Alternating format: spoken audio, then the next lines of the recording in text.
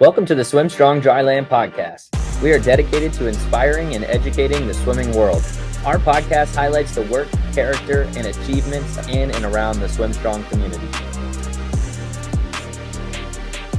We are fired up to bring you Coach George from YOTA here today. But first, before we dive into your story, we are going to hit you with some rapid fire questions. Are you ready? Let's do it, man. All right, here we go. What is the top song on your playlist right now? Be honest. I think right now with Drake's new album coming out last week, it's got to be First Person Shooter featuring J. Cole. All right. Favorite sports team? Carolina Panthers, and they're really doing me dirty this year. Oh, man. I do feel sorry for you. What would your career be if you weren't in coaching? I would probably want to do something either athletic training or physical therapy. Awesome. And what would be your dream vacation spot? I actually took my dream vacation this past summer when my family and I, we went to Greece. Oh, that's amazing. Who is the funniest person on the YOTA staff? Oh, this one's easy. It's got to be Coach Stanley Bass. I hope he watches. Favorite candy bar?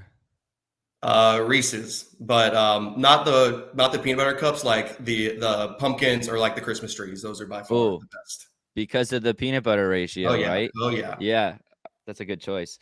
Lastly, what's your best Halloween costume you've ever had? So when I was probably 10 years old, I had it was a Scooby-Doo costume, but Scooby-Doo was dressed up as a vampire. So it was me dressed up as Scooby-Doo that was dressed up as a vampire, and that thing was awesome. That's legit. I love it. And I really love the candy bar. That was real specific. We haven't had an answer like that, and I love it. Well, we're going to go ahead and jump into a little bit of your background. Appreciate you letting people get to know you a little bit of the other side of the swimming thing. But now we're going to jump into your story. So can you just share how you got into swimming in the first place? Not coaching, but just into the swimming world. Yeah, so I started swimming, started joining my neighborhood pool when I was 8, started doing summer league there. And or I should say, who got me into swimming is the 2008 version of Michael Phelps. And after that summer when he won 8 gold medals in Beijing, I was like, hey, maybe I should swim year round. So that's when I started swimming club. I was 11 at the time, and I started rapidly improving. So I made my first age group champs when I was 12. It was that first year. Mm-hmm. And then I started getting better and better until I got into high school. And that's when I kind of plateaued a little bit from my freshman year until my senior year when I really started to drop some time. I eventually went and swam for UNC Wilmington for 4 years, and then graduated in 2019, was team captain my senior year. And then after I graduated, I moved back to my hometown and picked up a coaching position with the YMCA of Northwest North Carolina, also known as TYDE, and coached there for about 3 years, moved to the Raleigh area about a year and a half ago, and I've been with YOTA ever since. That's awesome. Tell me a little bit about so you have a pretty interesting recruiting journey going into college, and we're in the heat of recruiting season right now. Any advice you would share for people in that? And then also, can you share a little bit about your story and kind of how it was pretty unconventional, but also pretty cool? Yeah. So any advice is, first and foremost, don't rule out any D2 or D3 schools. There are a lot of good Division II and Division III schools out there. And a lot of people have this mindset of, I'm going to go Division I or I'm not going to swim at all. Mm-hmm. And for some people, if that's what you really want, that's okay. But there are a lot of schools out there that can provide you with the resources as a student athlete to help you succeed. Mm-hmm. So don't rule out those Division II and Division III schools just because they don't have the D1 money or the D1 resources. There are a bunch of Division I schools that don't have those resources that you think of. You know, majority of the Power 5 schools have it, but those are limited. So there are still a lot of Division II and Division III schools that are really, really good if you want to swim in college. Mm-hmm. No, I think that's good advice. I think a lot of times people have a really fixed mindset around D1, D1, D1, and there's just so many situations out there that could be better for that individual if you would open up your mind. So that's cool to hear from someone who's been through the process, and tell everybody about your process and what that looked like for you. Yeah, so it was a bit of a roller coaster, my recruiting process. So my senior year, I started looking at a couple of schools, and I really, really liked the College of Charleston in Charleston, South Carolina.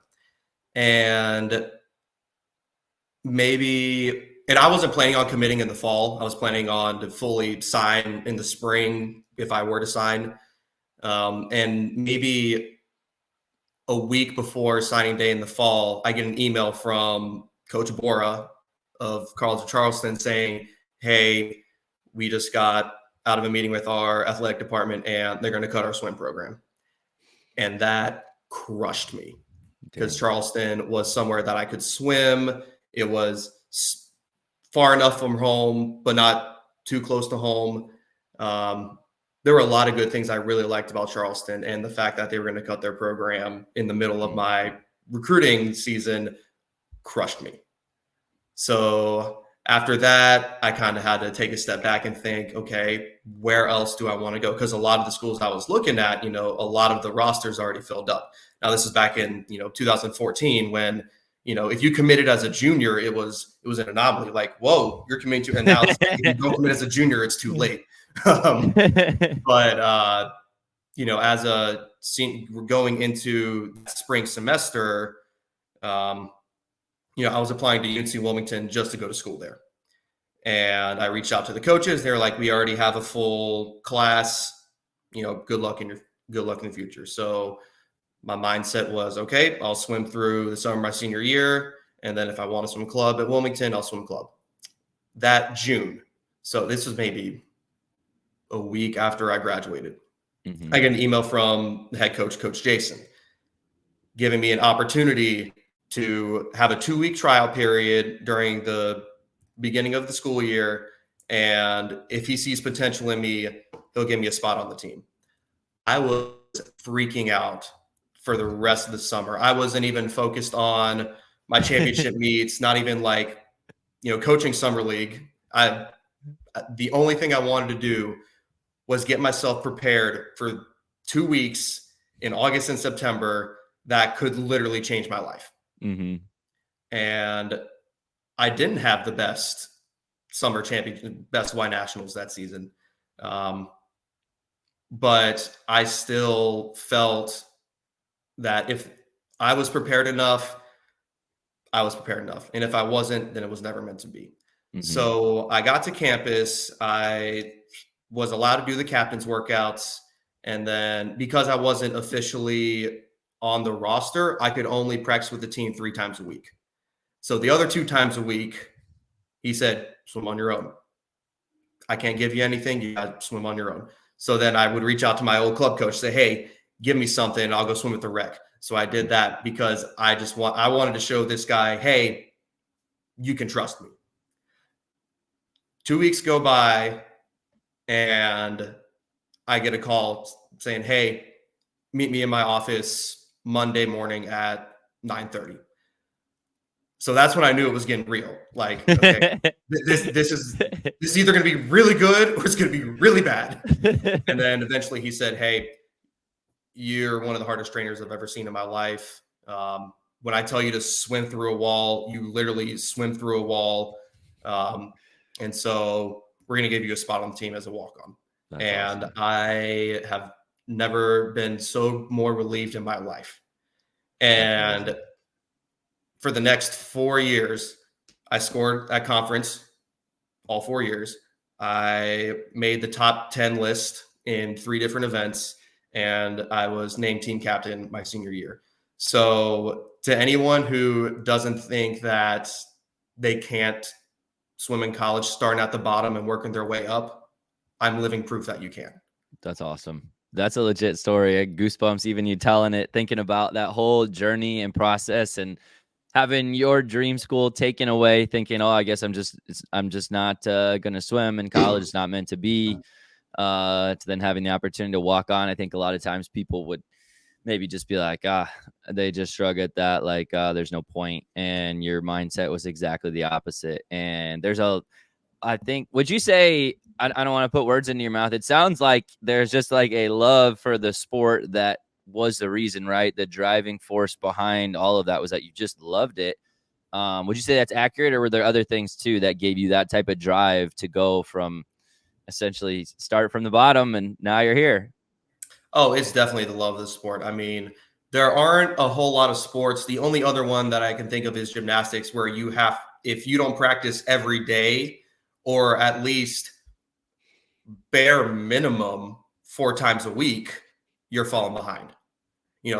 Football, basketball, baseball, you could practice twice a week and be a Hall of Famer. Mm-hmm. You can't do that with swimming. So there has to be some sort of love for the sport in order to get that preparation, in order to have that motivation just to keep moving forward. Yeah.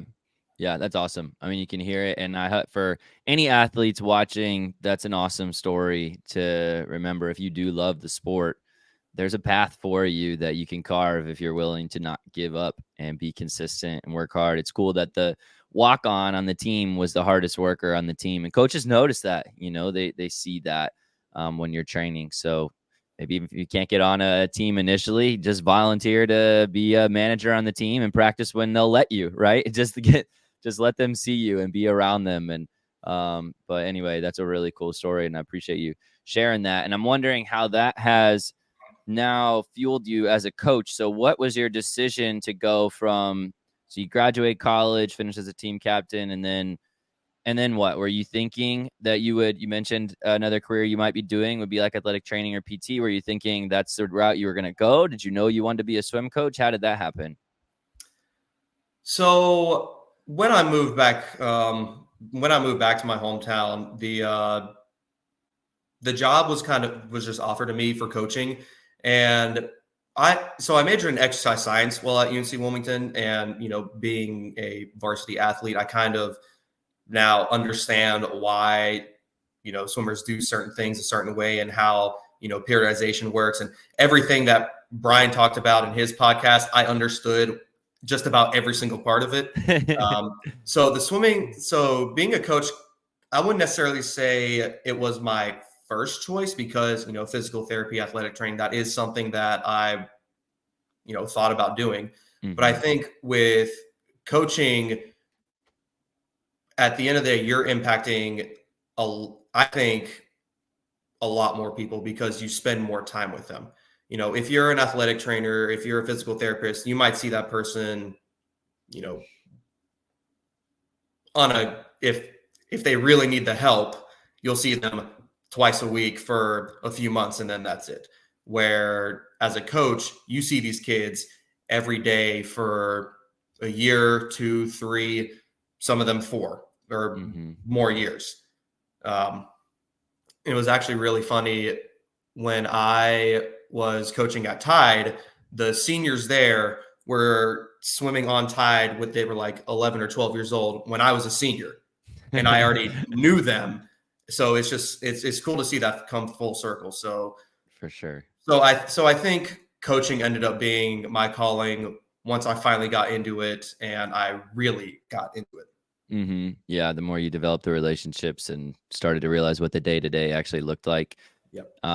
Well, and then now being at YOTA, which is YMCA of the Triangle Area, for anybody who doesn't know what that stands for. What did that transition look like, moving from TYDE to YOTA, and the move that you made, and how has that transition been from now having experiences with 2 different club teams, which we love both of them and actually have the privilege of working with both of them in the SwimStrong family, and just tell me a little bit about the change there for you and what that was like. So it was a very, very big change. If you are in the state of North Carolina, the purple people, YMCA of the Triangle Area. And, being a swimmer growing up in North Carolina, YOTA was always, a team that was there. You could always hear them. You felt their presence on deck.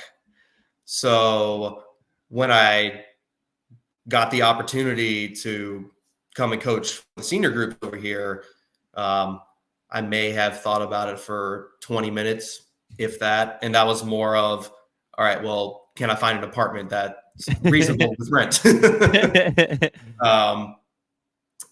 The biggest differences between TYDE and YOTA, obviously a lot of great things about both programs.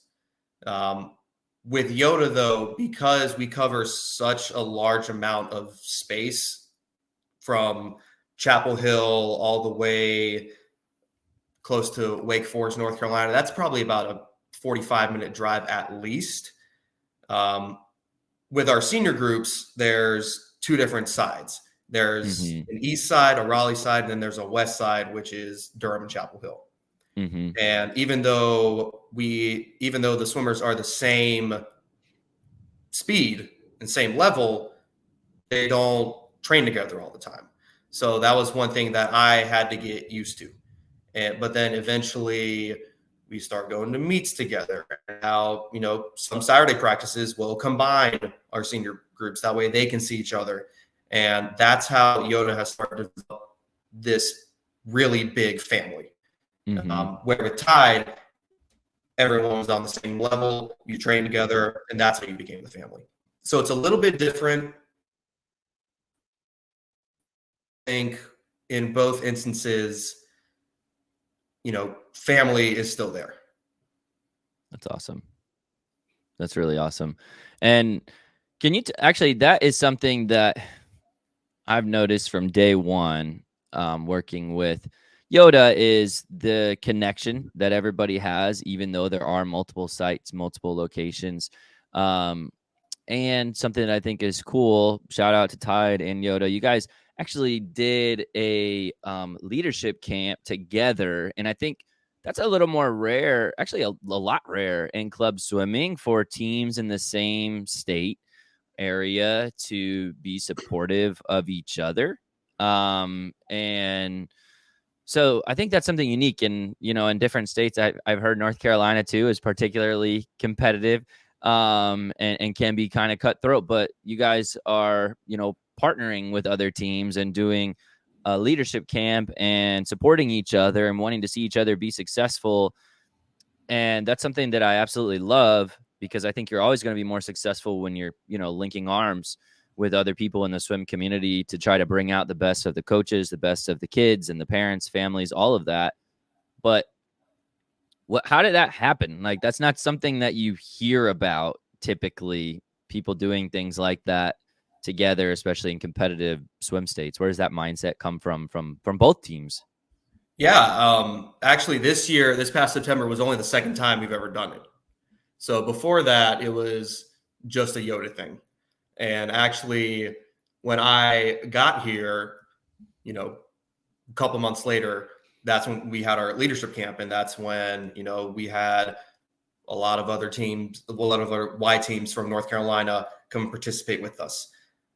And I think it all started with potentially, now I don't know, because I wasn't involved with the process of, inviting these other teams, but at YMCA Nationals, and I know it's not just us, I think New Jersey also does it, but all the YMCAs in that said state, they all wear the same shirt. So there's that sense of unification, even at a meet as big as YMCA Nationals.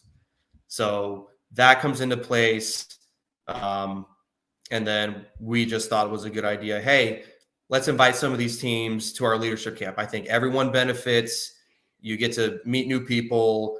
You get to do open water swim in the lake. You get to do some SwimStrong Dryland. And then, also the talks that we have are beneficial for anyone, not just swimmers. But how about tell me more about the mindset though, of like the coaching staff is like, hey, we want to help people from other teams, like that's some people are very close chested with everything that they do. Like they wouldn't want to do dryland or swim sets with one another. They wouldn't want to share secrets with other people, and you guys are just like, come on, like, let's do this together. Where does that come from, and why is that, the way that you guys think? I think it's just part of being part of the YMCA. YMCA of the Triangle Area this year has the motto of all for one and one for all. So I think it's all about supporting one another, and let's make everyone together. Let's build everyone up versus keeping everything to ourselves. That's cool. I love it. And that's something that I'm really passionate about with the SwimStrong program. And you guys know this, but being picky about the teams and coaches that we work with, because we want people like that who are passionate about the sport, love, their kids, and really just want to see it move forward and help other people be successful and have a more of a servant leadership mindset. And I just think that that's how we will all move forward and be as successful as we possibly can be, as opposed to being threatened by other people knowing what we know. It's like, no, we're actually going to make each other better. I will become a better, and this has already happened for me, like knowing you, George, like I've become better at what I do because I'm challenged and inspired by you. And so I just think that's something people really miss out on when they're afraid to collaborate. And so I applaud you guys for doing that and really taking that initiative, and it's making an impact, right? And what is more gratifying than making an impact on more and more people that, the trajectory of their life could be changed. And I think about like your story going into college swimming, like that probably came from somewhere, right? Like that mindset. I'm wondering, was there anybody who maybe inspired you that helped you to have that mindset when you got to college? Did you have any coach or people in your life that took time to invest in you that did change the trajectory of your life?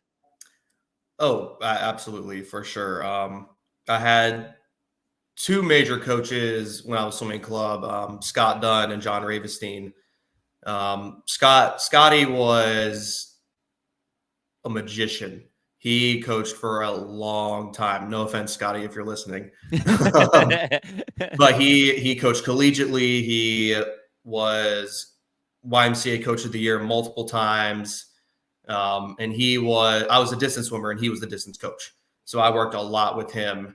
And the way he would interact with his athletes reminded me a lot of, at least from the stories I've heard, a lot of what Dean Smith did. A lot of it was, I'm going to understand you. We're going to understand each other, and we're going to work together to get you where you need to be. So that was Scotty. And then John Ravenstein, we just call him J-Rave. Man, that's where I get my hypeness from. that guy probably had a 30-inch vertical, would scream his throat out. It was, woo. And that energy is what kept me going. I think I definitely take a lot from him and put it into my own coaching style as well. That's cool.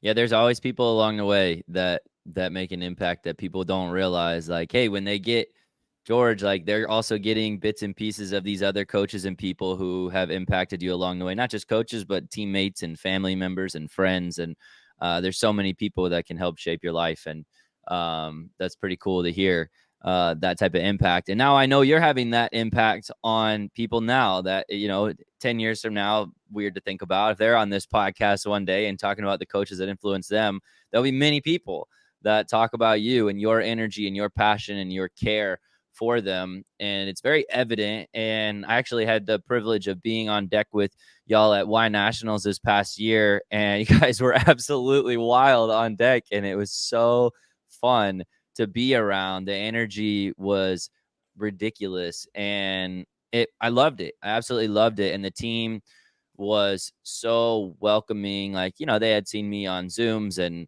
the social media and things like that, but it was like family from day one, meeting people in person for the first time. And that speaks to obviously yourself and the entire YOTA coaching staff and the culture that you guys have and the amazing kids that you guys have. It was a phenomenal experience, but What would you say the mindset is of the YOTA coaching staff that helps influence and build that team culture? Like what would be like your guys' motto or the core values that you have, or just how do you create a culture like that, especially with such a big team? Because I think sometimes people with big teams are like, we don't, with multiple sites, like we don't really have any idea how to help grow the team culture and bond people together in that way because we don't have one site. So how does that work for you guys? So I think a lot of it stems from what we do, obviously, outside of the pool. Leadership camp is one of those things where, because we bring all of our senior level athletes to that camp. Another thing is those Saturday combined practices. And then at the end of the day, it's about having a common goal. Like for us right now, we're in the middle of our We Will People annual campaign. So everyone's trying to get as many donations as they can, trying to raise money for people to use for programs in the YMCA of the Triangle that can't afford them. So That's we cool. all understand the purpose, we understand the drive, and I think everyone having a common goal and trying to accomplish it together is what makes us so tight knit, even if we don't see each other every day. That's cool. That's an awesome initiative too that you guys are doing, because it sounds like you guys focus on a lot more than, I don't hear you talking about the swim sets that you do is what bring you together, and you guys have great sets and you work hard and all these things, but you're talking about things that really have nothing to do with they're swimming in the water, but the sport of swimming for them is being used as a platform to make an impact and to grow as people. And then naturally, I think as a byproduct, you end up with some really great swimmers because you have high character people who do the right things and train really hard and push each other. And so I think that's really cool. And you personally were the SwimStrong Dryland Coach of the Year this past year, which congrats. I'm talking to royalty right now, which is exciting for me.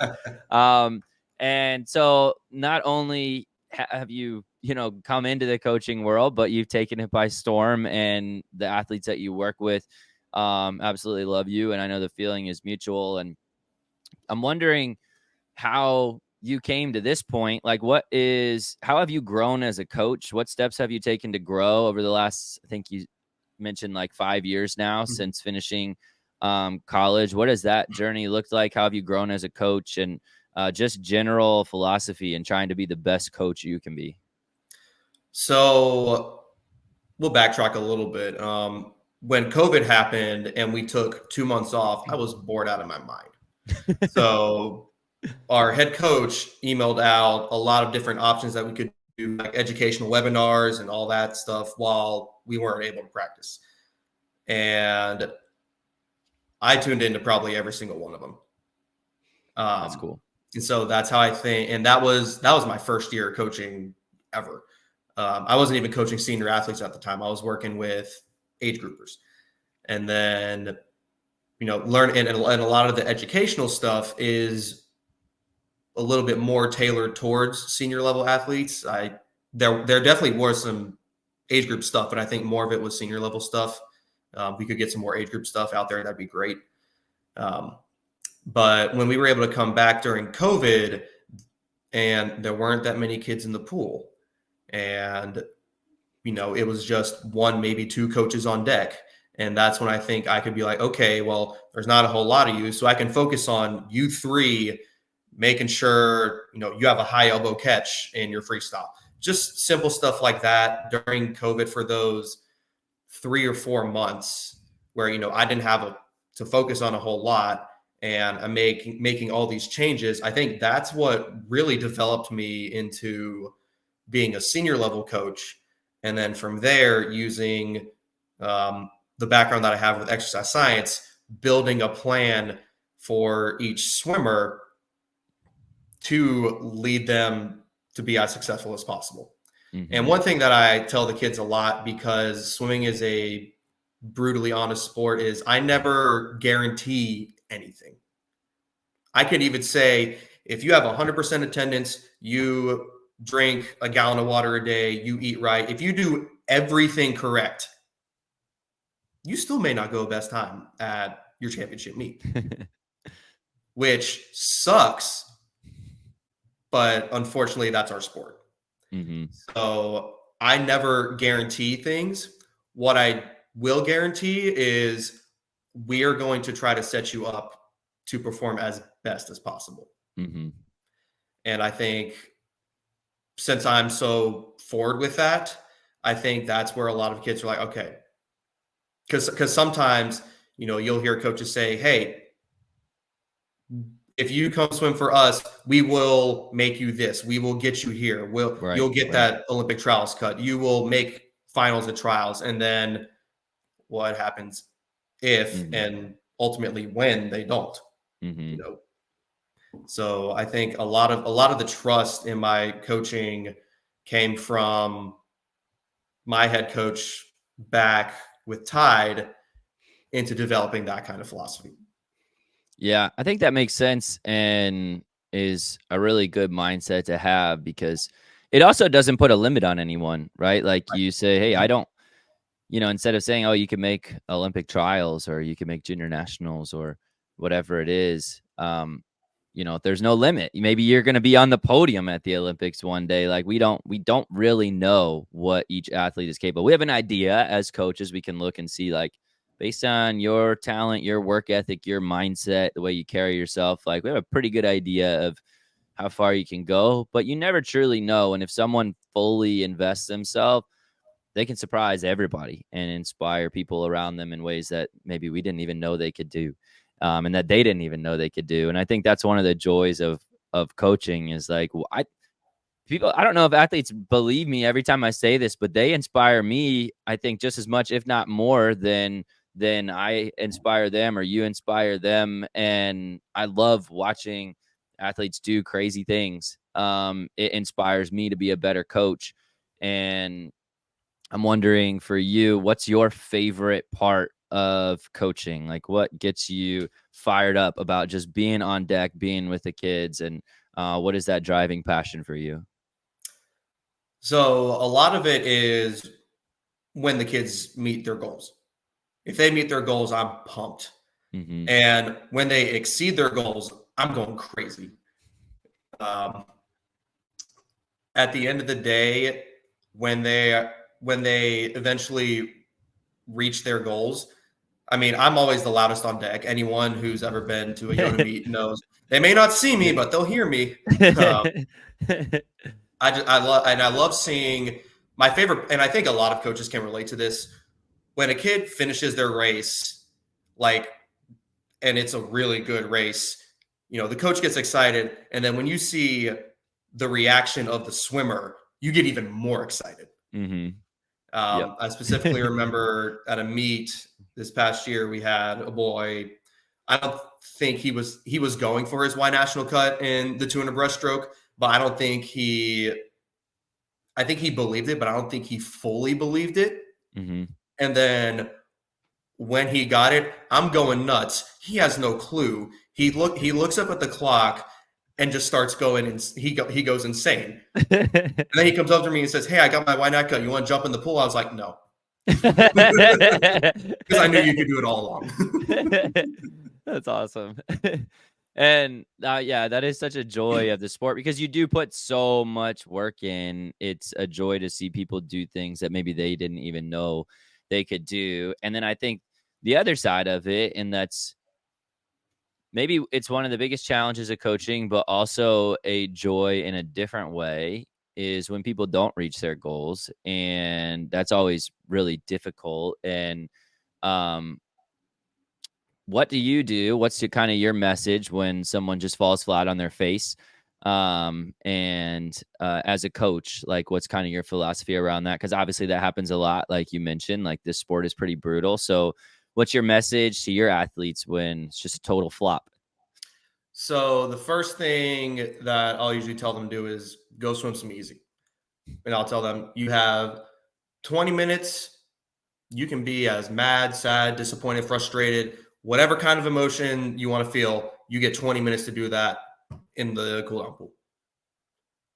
And then after that, you're not allowed to think about it or talk about it for the rest of the weekend, the day, whatever the time period is.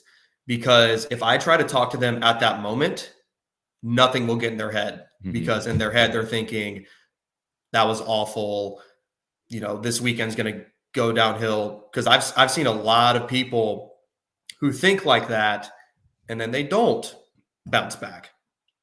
But I've also seen the flip side of it, where you'll have someone who doesn't have a great Friday, doesn't have a great Saturday, and then they crush it on Sunday.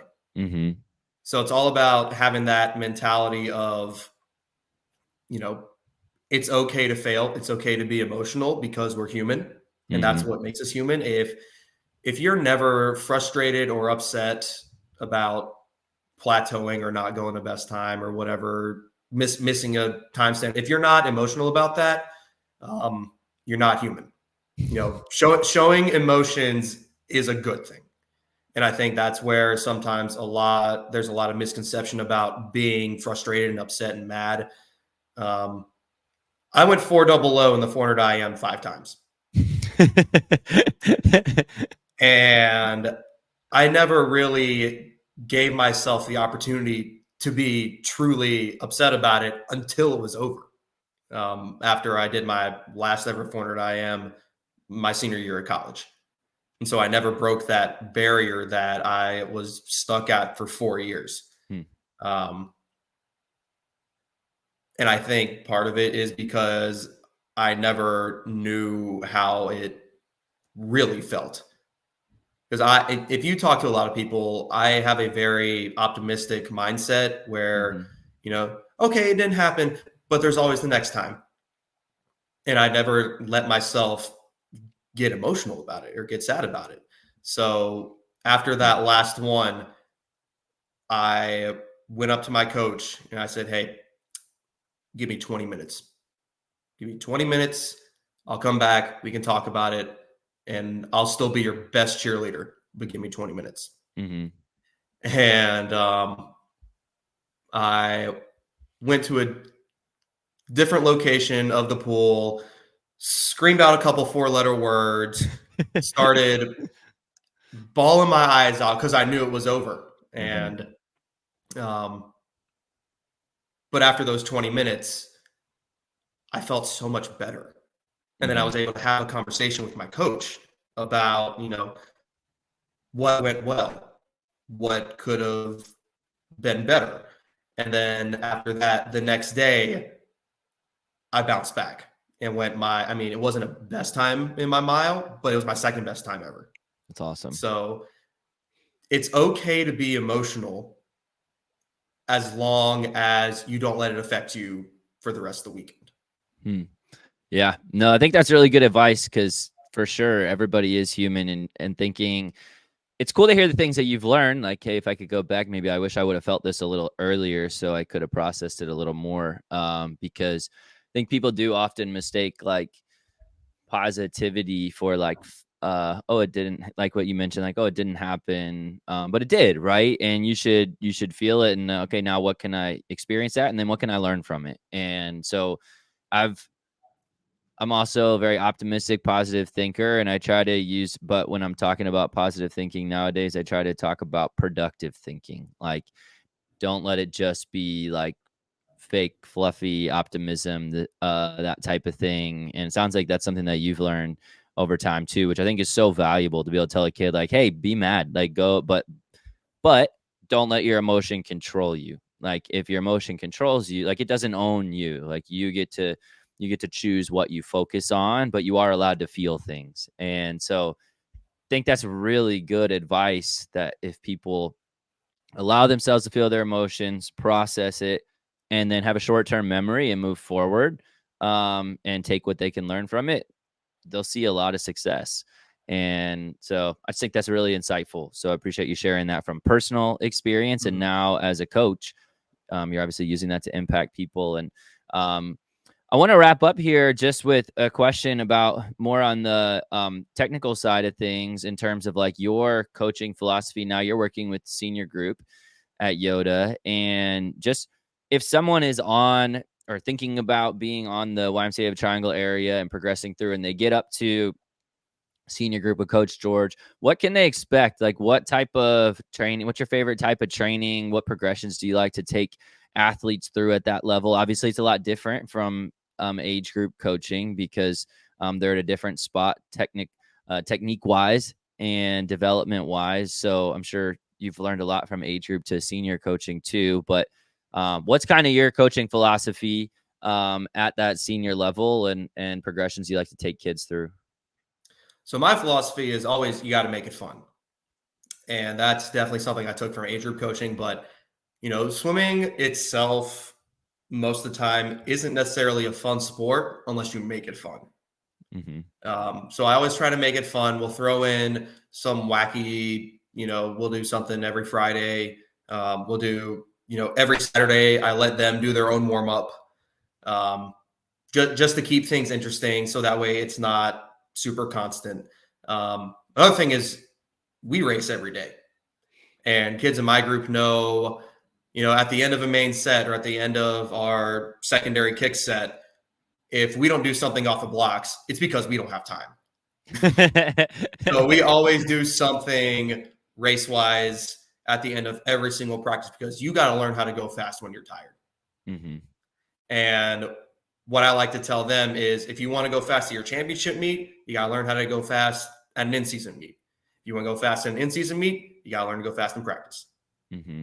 So if they're used to really going fast in practice after hopefully killing themselves during a main set, then that progression will lead to, them being fully prepared to go fast at their championship meet. Mm-hmm. So racing every day, keeping it fun, bringing the energy. I mean, I'm going nuts the whole practice. Warm up, I kind of let them do their thing, let them get their, all their social stuff out, talk about whatever. Some of it's really funny, so I listen in. And then after warm up, it's all business. And then at the end of the day, do what's best for the athlete, not what's the easiest. There are a lot of days where I can just be like, all right, we're going to go 20/50s max effort on 2 minutes. And in my opinion, those are the lazy days, because I didn't really think through a lot. Mm-hmm. And that's more or less taking the easy way out. Now, doing what's best is sometimes requires more thinking, more thought process, but it works out better for the athletes. Mm-hmm. So always do, and all my kids know this, do what's best for you, not what's easiest. And that comes down when it comes to taper time. If you know, hey, I'm going to be doing the mile, the 500, and the 400 IM at our championship meet, maybe you shouldn't be doing the same taper as the sprint group, even though they're only doing 3,000 yard practices and you're doing 5,000 yard practices. Mm-hmm. Do what's best for you, not what's easiest. Mm-hmm. Keep it light, keep it fun, bring the energy. I like it. That's awesome. It's a good motto too. Do what's best, not what's easiest. And as a coach and as an athlete, and I think that that's something that will have a big impact if you actually follow that, right? If it's not something you say, it's something you do. Would be life-changing thing. So, well, your staff, your athletes, the community is lucky to have you. We at the SwimStrong family are lucky to work with you and the entire amazing YOTA staff. We appreciate you guys so much. Thank you so much for taking the time to be on here and sharing your story and wisdom and background with everybody in SwimStrong Nation, and keep up the amazing work. Hey, thanks for partnering with us. We love having you on the team, Eric. Yes, sir. Thank you for listening to the SwimStrong Dryland Podcast. If you'd like to be a part of the SwimStrong Dryland family, you can reach out to us via email or social media. You can also follow SwimStrong Dryland on YouTube and TikTok for more educational content.